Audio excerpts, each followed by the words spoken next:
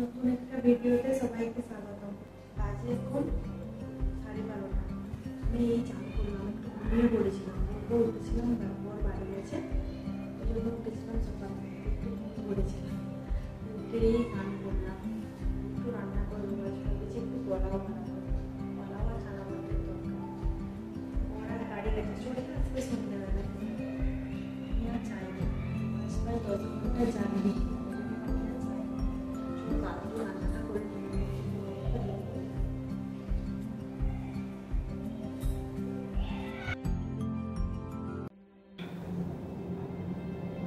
এই যে চানা মশলা বানানোর জন্য দুটো পেস্ট বানিয়ে নিলাম।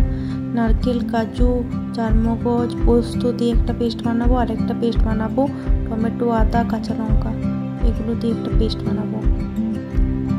চানা পনিরের তরকারি খেতে আমার খুব ভালো লাগে, কিন্তু বর আবার খেতে চায় না।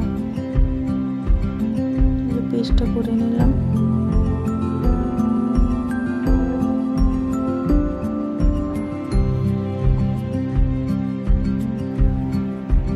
পোলাওয়ের জন্য কুকারটা বসিয়ে দিলাম। আজ কুকারে পোলাওটা রান্না করব।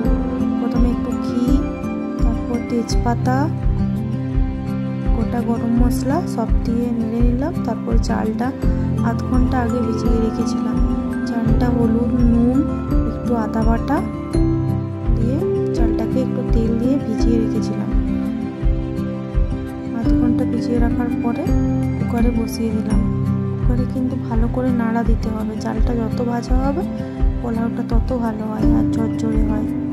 এই যে আমি একটা বাটিতে জলে একটু চিনির গুঁড়ো মিশিয়ে নিলাম। চিনির গুঁড়ো দেওয়া জলটা কুকারে দিয়ে দিলাম। এরপরে 4টে সিটি দেবো। এই দেখো পোলাওটা হয়ে গেছে। পোলাওটা নামিয়ে নিলাম, তরকারিটাও করে নিলাম। এবার খেতে বসে পড়লাম। দেখো পোলাওটা খুব সুন্দর ঝরঝরে হয়েছিল। আমি খেয়ে নিলাম। খাওয়ার পরে আর শোবো না দুপুরে, এই আসনগুলো নিয়ে বসবো।